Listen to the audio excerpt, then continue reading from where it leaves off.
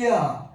하나님께서 우리에게 상처를 회복시키시고 상처를 싸매시고 회복시켜 주는 것으로만 끝나는 것이 아니고 하나님의 그 크신 사랑, 그 사랑을 우리에게 부어주신다 이렇게 말씀하세요. 우리 상처를 싸매시고 회복시키고 또 은혜를 부어주신 그 근거가 어디가 있다고 생각하십니까? 바로 8절과 9절을 보니까 이렇게 말씀하세요. 그가 구름으로 하늘을 덮으시며 땅을 위하여 비를 준비하시며 산에 풀이 자라게 하시며 들짐승과 오는 까마귀 새끼에게 먹을 것을 주신도다. 할렐루야. 하나님께서 하늘을 나르는 참새 한 마리도 다 먹이시는 분이 저와 여러분에게 필요에 의한 걸 다 채워주신다는 거예요. 그분은 어떤 분이신가? 한 개의 별의 수요를 세신다는 거예요. 4절에 보니까 그가 별들의 수요를 세시고 그것들을 다 이름대로 부르신도다. 우주 만물을 지으신 분을 말씀하고 있습니다. 천지 만물을 지으시는 우리 하나님께서 하늘에 수없이 많은 별들을 세시고 그 별들의 각자의 이름을 부르시는 하나님께서 저와 여러분을 그냥 두시지 아니하시고 모든 것을 회복시킴으로 말미암아 또한 저와 여러분이 살아가는데 하나님을 믿고 주님을 따르는데 필요한 모든 것들을 채워주신다는 거죠. 이렇게 시편 기자가 노래하고 있는 이 노래를 보면요, 오늘 이 시편에 많은 군데가 이제 많은 곳에서 나오겠지만 특별히 우리에게 주신 이 시편 147편을 보면 이 시편 기자가 하나님을 찬양하고 찬미하는데 얼마나 아름답고 찬양하는 그 찬양이 어찌 보면 한 겨울에 꽁꽁 얼었던 땅들을 따뜻한 봄 기운으로 그 땅들을 녹여주는 것처럼 다시 말씀드리면 많은 하나님의 사람들, 하나님의 백성들의 마음속에 움츠렸던 그 마음을 하나님의 말씀으로 하나님께서 어렵던 마음을 싹 녹여주는 것처럼 이렇게 기록하고 있습니다. 이렇게 아름답다는 거죠. 우리가 오늘 이 본문 말씀을 통해서 우리가 하나님의 따뜻하심을 우리가 체험하기를 주님의 이름으로 축복합니다. 오늘 말씀을 보니까 7절에 이렇게 말합니다. 감사함으로 여호와께 노래하며 수금으로 하나님께 찬양할지어다 이렇게 말해요. 하나님의 백성들이 많은 사건들을 통해서 많은 문제를 통해서 여러 가지 마음적으로 움츠리고 찢기고 상처받았던 이 모든 것을 회복시키실, 상처를 싸매실, 그리고 그 위에 하나님의 은혜를 부어주실 그분을 찬양하라 이렇게 말하고 있는 거죠. 7절에 보니까 감사함으로 여호와께 노래하며 수금으로 하나님께 찬양할지어다 이렇게 시편 기자가 말합니다. 또 12절에 보니까 예루살렘아 여호와를 찬양할지어다 시온아 네 하나님을 찬양할지어다 이렇게 말하고 있어요. 우리가 하나님을 믿는 사람들이 찬양을 해도 되고 안 해도 되는 것이 아니고 시편 기자는 오늘 시편 147편 중에서 하나님을 믿는 하나님의 백성들이 당연히 하나님을 찬양해야 된다고 명령하고 있습니다. 우리가 때로는 찬양을 하지 않아도 되고 어떨 때는 찬양을 하고 이것이 아니고 우리가 당연히 하나님을 믿는다고 하는 사람들이 하나님 앞에 감사하고 하나님을 찬양해야 된다 이렇게 말하고 있다는 거죠. 그렇다면 오늘 이 시편 147편을 통해서 하나님을 찬양해야 될 그 구체적인 이유를 시편 기자는 말해주고 있습니다. 그 구체적인 이유가 무엇인가? 이 당시 그 상황의 역사적인 상황의 배경을 잠시 간단하게 말씀드려보면요, 이스라엘 백성들이 바벨론 포로로 가서 노예 생활을 하고 있습니다. 이 당시에 그들의 범죄로 말미암아 바벨론에 가서 잡혀가서 그들은 뿔뿔이 흩어지고 바벨론의 노예 생활을 하다가 이제 하나님의 그 크신 구원의 은혜로 말미암아 그 노예 생활을 청산하고 해방되어서 예루살렘으로 돌아와 성전과 성전, 성전과 성, 그리고 성곽과 성문을 재건하고 난 상황이라고 볼 수 있습니다. 어떻더라고요? 이스라엘 백성들이 바벨론 포로를 청산하고 이제 예루살렘으로 쫓겨났던 그 예루살렘으로 돌아왔어요. 하나님의 백성들이 뿔뿔이 헤어졌던 이런 시대를 마감하고 이런 상황을 마감하고 그들이 예루살렘으로 돌아와서 하나님의 도심으로 하나님의 그 예루살렘 성문을 재건하고 또 성문을 쌓고 있는 많은 성곽과 성문들을 재건한 후에 하나님을 찬양하고 있는 시가 오늘 147편이라고 할 수 있다는 거죠. 느헤미야를 보니까요, 느헤미야 12장 24절에 보니까 예루살렘 성벽을 봉헌하게 되니 이렇게 기록해 있습니다. 그러니까 그들이 바벨론 포로에서 돌아와서 하나님의 예루살렘을 복원해서 재건해서 하나님 앞에 복원한 후에 하나님 앞에 감사함으로 찬양하고 있는 때라 이 말씀이에요. 여러분, 우리가 때로는 이해할 수가 없고 많은 경우에 하나님 앞에 우리가 이해를 한다고 하지만 그럼에도 불구하고 이해하지 못할 경우가 많이 있는 것처럼 하나님께서는 당신의 백성들을 때리시기도 하고 흩으시기도 하시는 하나님이심을 우리가 성경을 통해서 알 수 있습니다. 하나님께서는요, 그 아픔을 너무나도 잘 아세요. 하나님께서 당신의 백성들을 혹은 때리시기도 하고 흩으시기도 하지만 그 흩어짐을 당한 백성들의 아픔, 또 하나님을 통해서 징계받은 그 아픔을 하나님은 너무나 잘 아신다는 거죠. 그런데 그 하나님께서 때리시는 것과 흩으시는 이 방법이 당신의 백성들을 인격을 향상시키고 그 속에 하나님의 성품을, 하나님의 형상을 회복시키는 도구로 사용하신다는 사실을 여러분 명심하시기를 주님의 이름으로 부탁드립니다. 하나님께서는 흩어지는 자를 모시기도 하고 상한 자를 재건하시는 분이심을 성경은 말하고 있습니다. 2절과 3절에 같이 한번 읽어볼까요? 오늘 보면 2절과 3절 같이 읽어봅니다. 시작. 여호와께서 예루살렘을 세우시며 이스라엘의 흩어진 자들을 모으시며 상심한 자들을 고치시며 그들의 상처를 싸매신도다. 할렐루야. 하나님께서 때로는 우리의 삶 속에 무너뜨리기도 하신다는 거죠. 바벨론을 흩어버린 것처럼 우리의 생활 터전을 무너뜨리시기도 하시고 우리를 혹은 때리시면서 아픔을 주시기도 하시고 우리를 흩어버리시기도 하시지만 그럼에도 불구하고 우리의 하나님은 그 상한 자들을 고치시고 상처를 정성 들여서 싸매기도 하신다는 거죠. 그리하여 우리의 삶을 제거시킨다는 말씀을 하시는 거지요. 그런데 오늘 본문에서 말한 것처럼 우리의 삶의 회복과 재건이 외형적인 것만은 아니라는 것을 우리가 알 수 있습니다.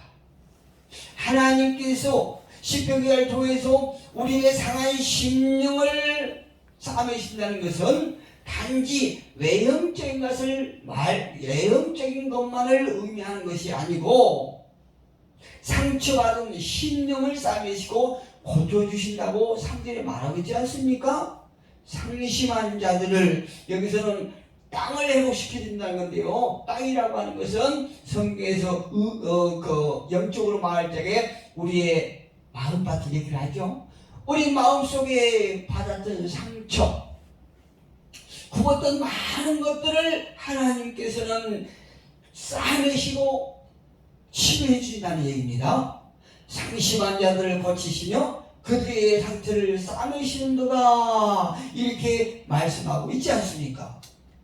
하나님께서 우리의 심령을 만지시고 이루해 주시면요, 어떤 상처도 다 치유해 줄 수 있다는 사실을 믿으시기를 주님의 이름으로 축복합니다. 여러분, 에레미야에 한번 가볼까요? 우리가 한번 찾아봅니다. 에레미야가 구약 1145쪽에 있습니다. 한번 찾아봅니다. 에레미야가 2장 13절 한번 읽어보겠습니다. 에레미야 2장 13절 찾으셨으면 제가 읽어볼게요. 딸 예루살렘이여, 내가 무엇으로 네게 증거하며 무엇으로 네게 비유할까? 처녀 딸 시온이여, 내가 무엇으로 네게 비교하여 너를 이로할까? 너의 파괴됨이 바다같이 크니 누가 너를 고쳐줄소냐, 이렇게 말씀하고 있습니다. 딸 예루살렘은 저와 여러분을 가리키는 거지요. 처녀 딸 시온이요, 저와 여러분을 가리키고 있습니다. 처녀 딸 시온이요, 내가 무엇으로 네게 비교하여 너를 이루할까? 상처받은 마음을 하나님께서, 파괴된 저와 여러분의 심령을 하나님께서는 고쳐주시겠다고 말씀하십니다. 다시 말씀드리면 구원의 기쁨을 회복시키시고 거기서 끝나는 것이 아니라 새로운 희망을 채워주시는 하나님이시라는 거지요. 그 하나님을 믿습니까? 그 하나님이 지금도 살아계셔서 저와 여러분과 함께 하심을 믿으시기를 주님의 이름으로 축복합니다. 호세아 선지자는 이렇게 말합니다. 오라, 우리가 여호와께로 돌아가자. 여호와께서 우리를 찢으셨으나 도로 낫게 하실 것이요, 우리를 치셨으나 싸매어 주실 것입니다. 이렇게 호세아 선지자는 말하고 있습니다. 우리가 상처를 치유받기 위해서는 어떻게 해야 된다는 거죠? 여호와께로 돌아가야 된다는 거죠. 여호와께 우리가 돌아갈 때에 상한 심령이 고침을 받고 회복될 수 있다는 얘기입니다. 여호와께로 돌아가자.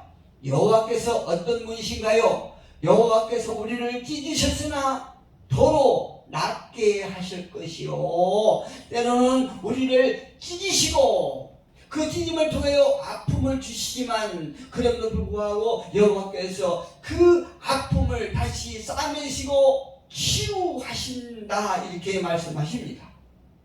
때로는 우리를 찢었으나 싸매어 주실 것임이라, 이렇게 호세아 선지자는 말하고 있습니다.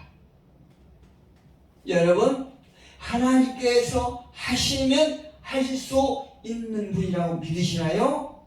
하나님께서는요, 어떤 것도 능치 못하실 것이 없다는 사실을 우리는 믿습니다. 어떤 부분을 하십니까? 영적인 파괴를 회복시키실 수 있는 분이십니다.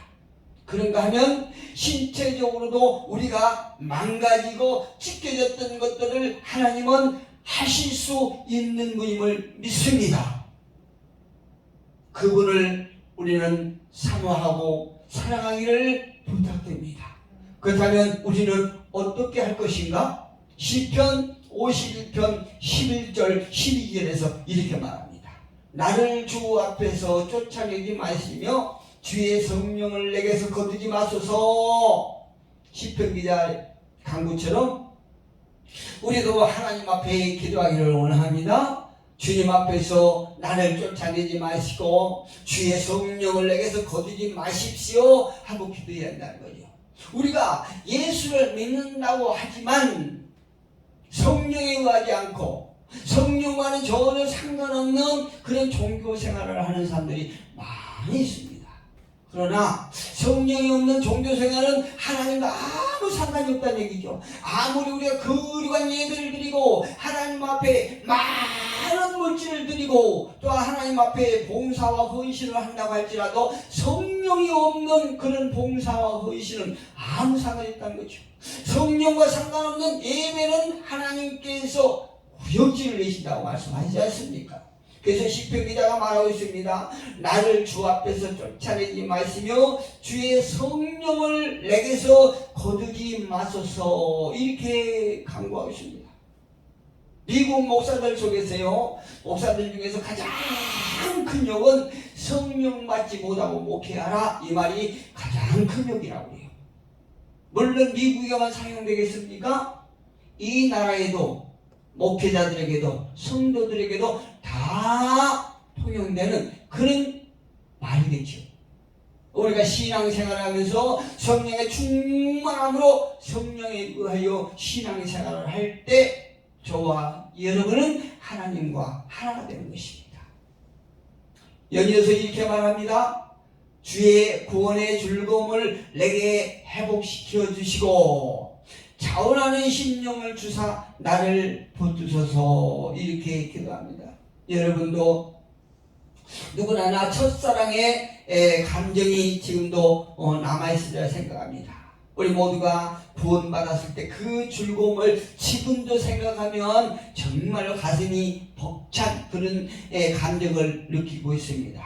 그러나 많은 경우에 우리가 첫사랑을 잃어버리고 이제 성령이 없는 그런 종교 생활을 하는 그런 사람들은 없습니까? 우리가 처음에 구원받았던 그 감격의 즐거움을 내게 회복시켜 달라고 간구하는 시편 기자의 간구처럼, 기도처럼 저와 여러분도 첫사랑을 회복하여 늘 하나님과 하나 되는 그런 자들이 되기를 부탁드립니다. 그에도 하나님께서는 우리의 손마름의 병을 고치시고 또 문둥병자를 고치시며 또 소경의 눈을 뜨게 하시는 하나님이심을 우리는 믿습니다. 오늘 말씀을 정리합니다. 성경의 연설을 통해서 하나님의 약속이 여러 군데서 기록되어 있는데요, 오늘 보면 6절에 보면 이런 말씀이 있습니다. 오늘 6절에 보니까 여호와께서 겸손한 자들은 붙드시고 악인들은 땅에 엎드리신도다, 이렇게 말씀하고 있어요. 여러분, 겸손한 자가 누굽니까? 당신의 백성들을 가리켜서 겸손한 자라고 부르면서 이 겸손한 자를 악인에 대비해서 말하고 있어요. 다시 말씀드리면 지금까지 나의 존재가 있었던 이유가 무엇인가? 또 현재 나의 존재, 현재 내가 존재하고 있는 그 이유는 무엇인가? 그리고 앞으로 내가 존재해야 될 이유는 무엇인가에 대해서 우리에게 물음을 주고 있습니다. 하지만 아니라 10절 12절 보니까 여호와는 말의 힘에 세다 하여 기뻐하지 아니하시며 사람의 다리가 억세다 하여 기뻐하지 아니하시고 여호와는 자기를 사랑하는 경외하는 자들과 그의 인자심을 바라는 자를 기뻐하신도다, 이렇게 말하고 있지요. 이 말씀은 지금까지 내가 살아온 모든 것들, 또 내가 지금까지 살아와서 지금 내가 이처럼 견고하게 존재하고 있는 이유가 나의 어떤 지혜로움과 나의 능력과 나의 노력 때문에 내가 존재하고 있다, 이런 사람들을 악인에 비하고 있어요. 그러나 내가 지금까지 살아온 모든 삶 속에서 나를 이끌어 주시고 나를 붙들어 주시며 나를 인도해 주신 여호와 하나님 앞에 그 공로를 돌리는 자들을 겸손한 자라고 비유하고 있습니다. 10절에 보니까 여호와는 말의 힘이 세다 하여 기뻐하지 아니하시며, 우리 인간이 아무리 노력하고 강력하다 할지라도 하나님 기뻐하지 아니하시다고 말씀하세요.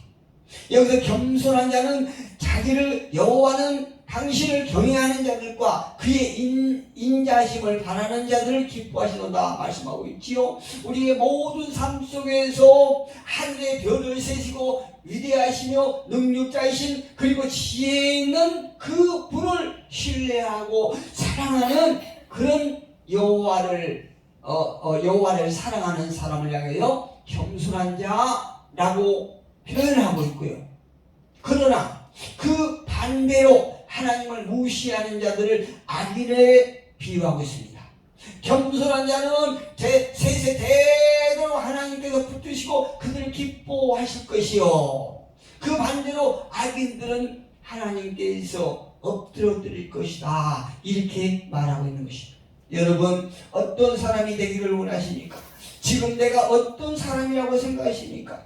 오늘 말씀을 통해서 저와 여러분이 하늘의 별을 세시고 위대하시며 지혜가 무궁무진하신 여호와 하나님을 신뢰하고 의지함으로 말미암아 저와 여러분이 겸손한 자가 되어서 하나님을 기뻐하고 하나님으로부터 붙들림을 받은 그런 복된 자들이 되기를 주님의 이름으로